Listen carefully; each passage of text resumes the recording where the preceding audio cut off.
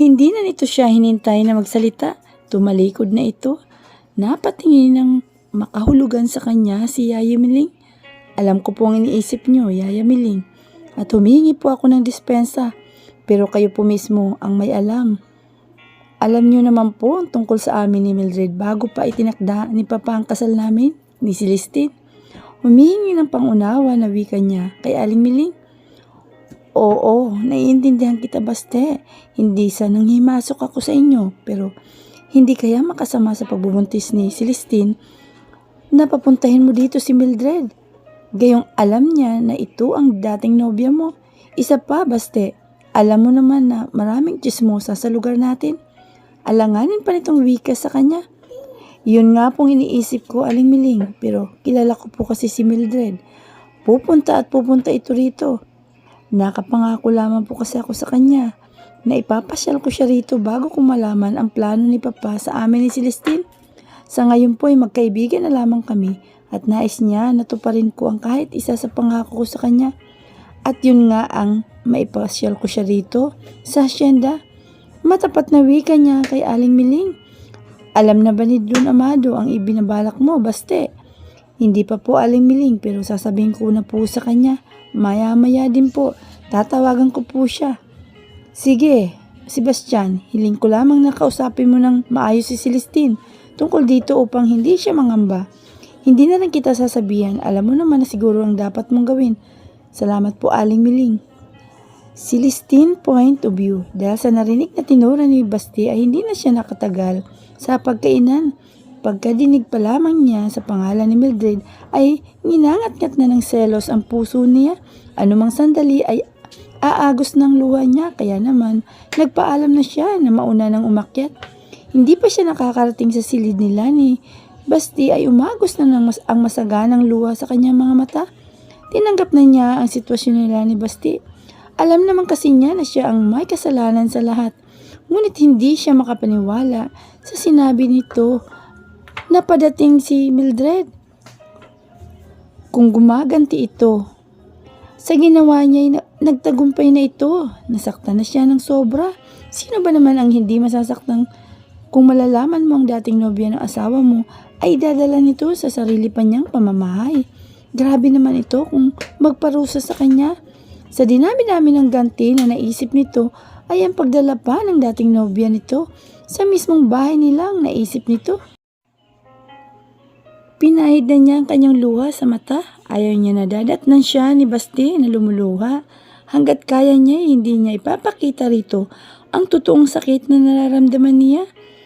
Ilang minuto lamang at pumasok na ito. Inasahan niya na kakausapin siya nito tungkol sa pagdating ni Mildred, ngunit dinaanan lamang siya nito. Parang hangin lamang siya na hindi nito nakikita. Dumiretso na ito sa banyo upang maligo. Ganun na lamang ito lagi. Pagkatapos ay matutulog, hindi na nga talaga siya kinikibo. Natulog na ito. Impit siyang napaluha muli. Nakatulugan na naman niya ang pagluha. Mabilis na dumaan ang 2 araw at binabagtas na ni Sebastian ang papuntang airport upang sunduin si Mildred. Agad niyang natanaw si Mildred. Nakasalukuyan na naghihintay na sa labi. Hindi siya agad makahuma nang yakapin at halikan siya nito. Pinilit niyang ilayo ang sarili rito. Mildred, ano ba? Saway niya rito. Sorry, nakalimutan ko. Nasanay kasi ako na ganito tayo.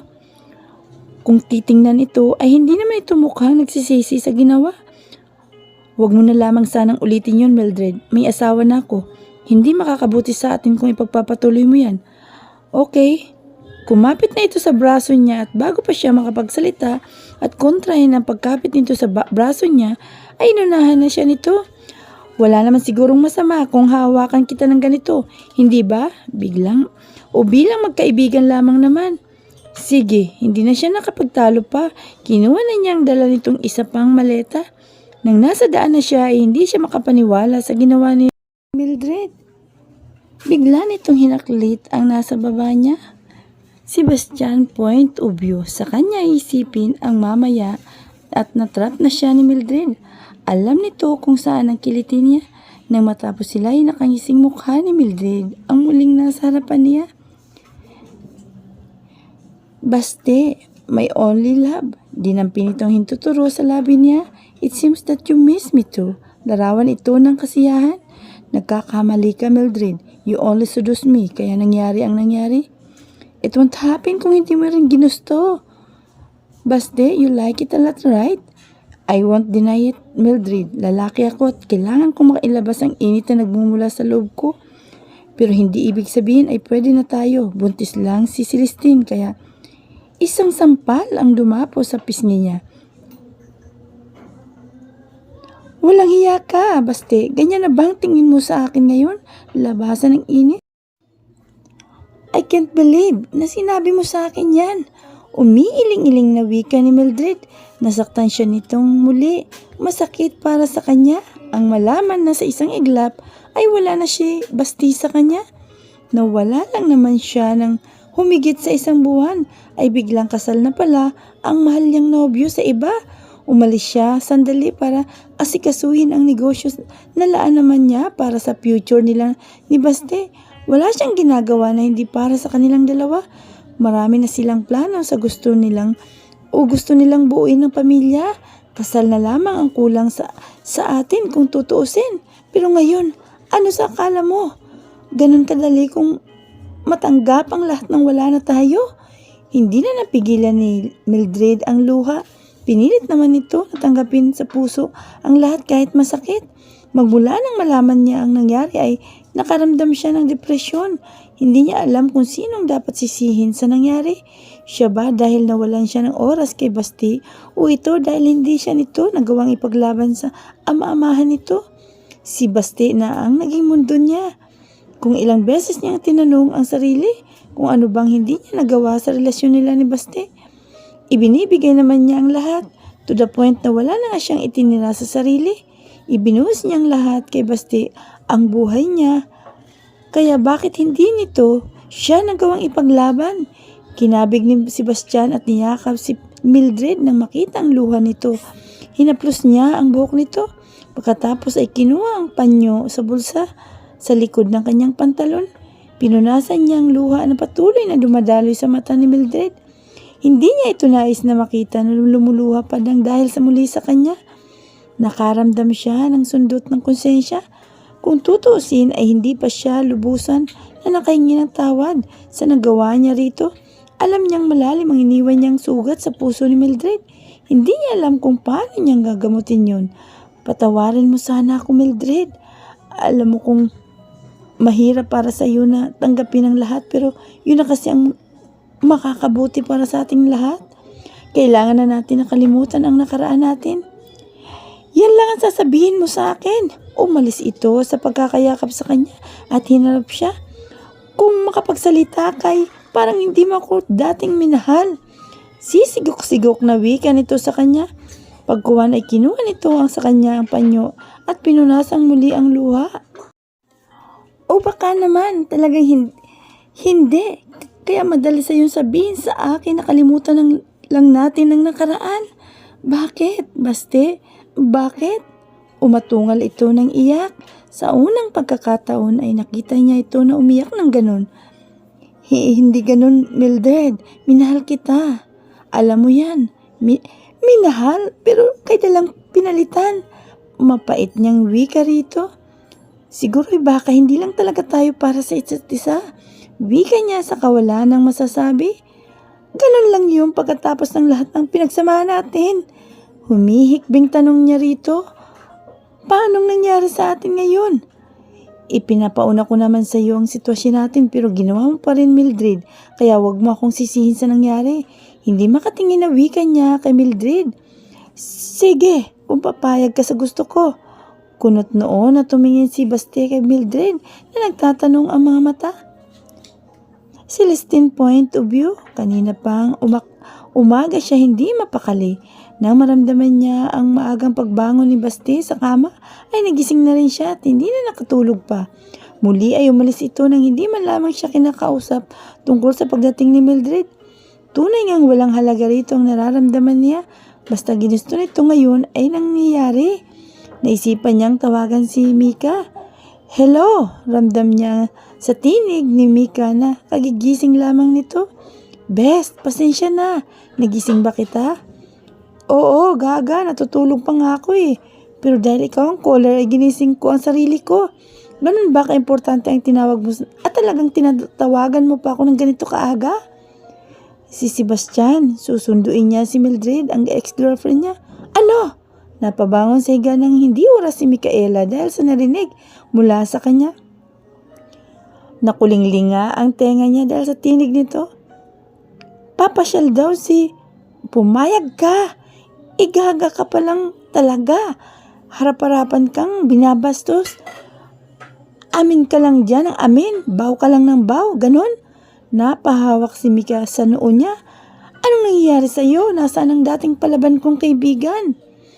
Pumanaw na ba? Sus Mariosep naman, si Listin. Litan niya nito sa kanya. Anong gusto mong gawin ko? Pigilan ko siya na magprotesta ako sa gusto niya? Nasabihin ko sa kanyang binabastos niya ako sa sarili kong tahanan? Paano kung ibalik niya sa akin yon at sabihin niya na mas malala pang ginawa ko sa kanya? Na makapal ang mukha ko para magsalita sa kanya? Idi, nasupalpal niya ako. Gag, kung tutuusin, ay hindi ka naman kasi talaga nagtaksel eh. Ikaw lang kasi, hindi mo na lang kasi sabihin sa kanyang lahat. Ganyan din naman ano. Ano bang pinagkaiba doon? Wala naman, di ba? Hindi mo sinabi na siya ang ama ng bata sa sinapunpunan mo. Galit siya, di ba? Kapag sinabi mo siya ang ama at ipinaliwanag mo siguradong magagalit din siya. Pero at least, mas pabor naman sa'yo dahil maiisip niya na anak niya ang bata. In that case, kahit may kasalanan ka sa kanya, ay alam pa rin niya na dinadala mo ang magiging anak niya. Siguro naman ay alagaan ka pa rin niya. Napaisip siya sa sinabi ni Micaela. Oo nga no, bakit ba hindi ko agad naisip yan? Mapulol na talaga ang utak ko, best. Hindi yan, masyado ka lang kasing nagpo-focus na nararamdaman mo kay Baste. Kaya hindi ka nakapag-isip ng maayos. Pansinin mo nung galit ka pa kay Baste. Sobrang dami mong alam gawin. Sino bang matinong taong makakaisip ng ginawa mo, hindi ba? Papasukin ang club, manakan lang. Hindi siya makakibo sa sinabi ni Mika. Oh, nanahimik ka riyan. Joke lang, ito naman tampo agad. Sige lang best, okay lang sa akin. Totoo naman lahat sinabi mo eh. Don't worry, pag-aralan ko lang muna kung paano ko sabihin kay Basti ang lahat. Hindi ko lang talaga alam kung paano sisimulan. Napakahirap lang talaga best. Hindi ko naman kasi pwedeng i-stress ang sobrang sarili ko. Bilin sa akin ng doktor yan. Pati na rin si Yaya. Tama yan, wag mong i-stress ang sarili mo. Sa Mildred na yan. Kahit magtumbling at mag-backlifting pa siya riyan, ay wala na siyang magagawa. Ikaw na ang nag-iisang legal wife ni Sebastian. Hindi ba? Oo nga, salamat nga best. Ha? Ikaw palagi ang nagpapalakas ng loob ko. Ikaw lagi ang nagbibigay ng inspired words sa akin. Ewan ko lang kung tama ang grammar ko ng English, basta alam kong gets mo ako. Oo naman, gets kita. Kaya naman ay gets mo rin ang mga sinasabi ko sa iyo. Ingatan mong inaanak ko dahil lagot ka sa akin. Kapag may nangyari sa kanya, tandaan mo yan. May banta sa tinig na wika pa nito sa kanya. Oo naman, ano ba? Siyang lucky charm ng buhay ko, no? Hinimas niya ang kanyang tiyan. Kaya hindi ko siya pababayaan. Hindi ba, baby? Kausapan niya sa kanyang tiyan. Mabuti naman kung ganon. So ano? Okay ka na ba riyan? Mas okay na kaysa kanina, best. Kung ganun, mamaya-maya na ulit. Gusto ko pa kasing matulog. Kung pwede, makakatulog ka pa ba sa lagay na yan? Oo naman, ako pa. Sige na, best. Good night na uli. Tawagan mo na ako kapag may nais ka pang sabihin. Palagi lang akong nandito sa'yo. Sige, good night, best. I miss you. Miss you too. Wika nito at tinapos na nito ang tawa. Ipinas niya na mamintana kahit papano ay mabawasan ang lungkot niya kapag tumatanaw sa labas. Magandang ibinigay na silid sa kanila ng kanyang papa. Tanaw niya mula sa bintana ang malawak na kapaligiran na napapalibutan ng halaman sa paligid. Kahit paano ay gumagaan ang pakiramdam niya. Magmula nang malaman ni Sebastian ang pagbubuntis niya ay hindi na siya madalas lumalabas. Palagi lamang niyang ginugugol ang maghapon niya sa kanyang silid. Kung minsan ay nagpipaint siya, kapag nagsawa na siya ay namimintana na ang ginagawa niya, Makakatulong ang pagtanaw niya sa kapaligiran upang maibsan ang kalungkutan na nadarama niya. Naisip siguro ng kanyang papanon ang tungkol sa magiging problema na darating sa kanila ni Sebastian, at alam nito kapag namintana siya ay nababawasan ang bigat nila sa dibdib sakaling dumaan ang relasyon nila sa suliranin na kasalukuyan na nga niyang dinaranas ngayon. Papa, nasaan ka na ba? Miss na kita. Kung siguradong nandito ka lang ay baka makausap mo si Basti at maayos mo kami. Wala sa loob na wika niya. Sebastian, point of view. Napakaganda pala talaga rito. Basti, namamanghang wika ni Mildred sa kanya habang inilibot ang paningin sa tanawin na nakikita.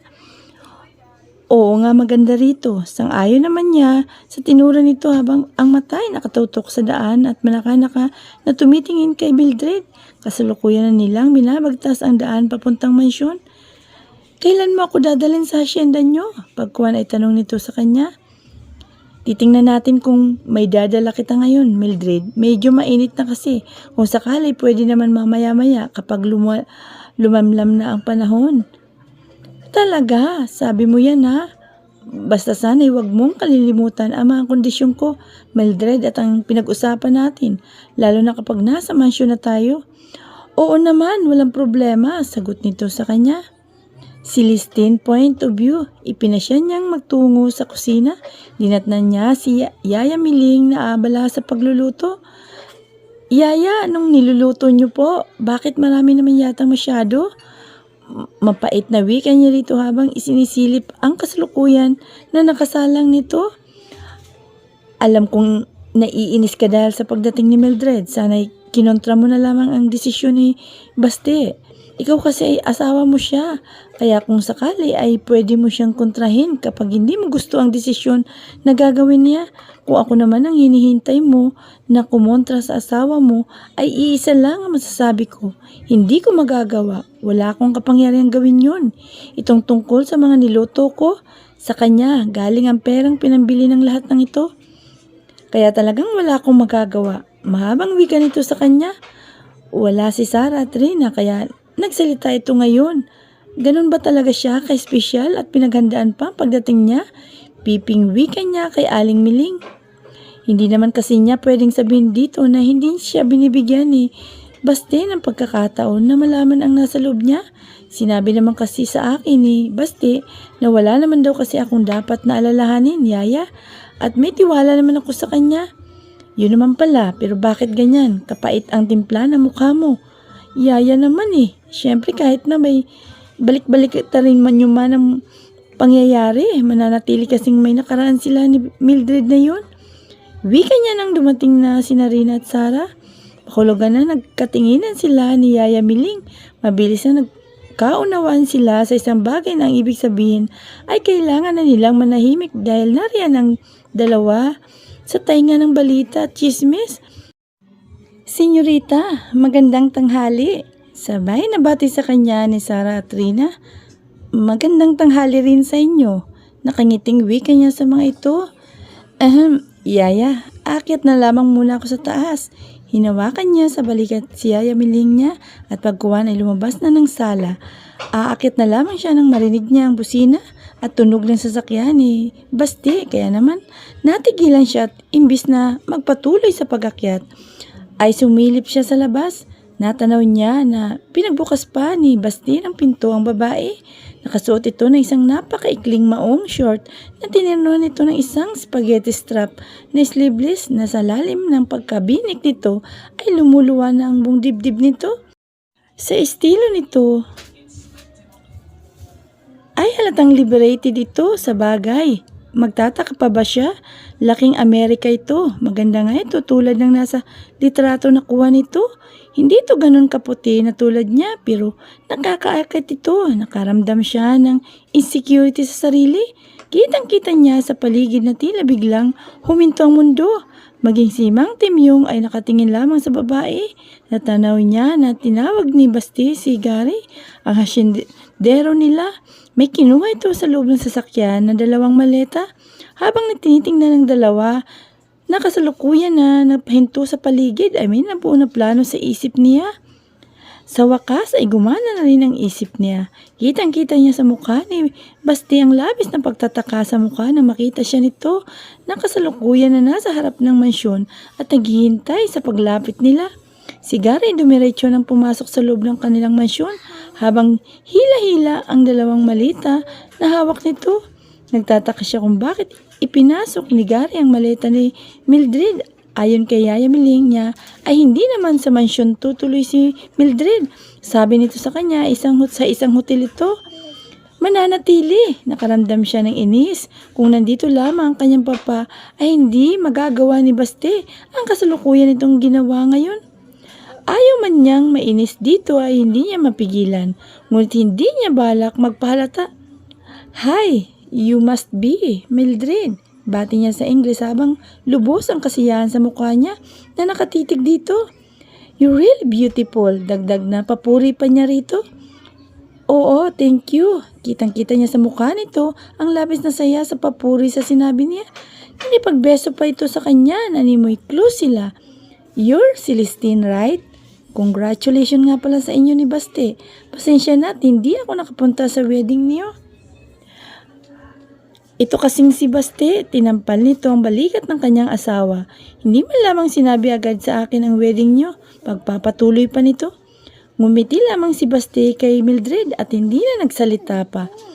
Oo nga, sayang at hindi ka nakapunta. Hindi bale, siguradong mag-i-enjoy mo na o mai-enjoy mo naman ang pag-stay rito sa amin. Nakangiti na wika pa niya. Yes, of course, I will enjoy. Celestine, salamat. So, how's your flight? Is everything okay?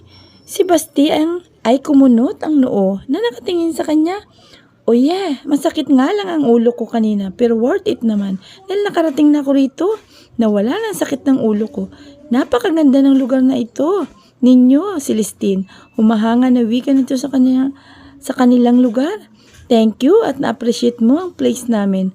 Oo, talagang maganda rito. Yes, I think I will enjoy it.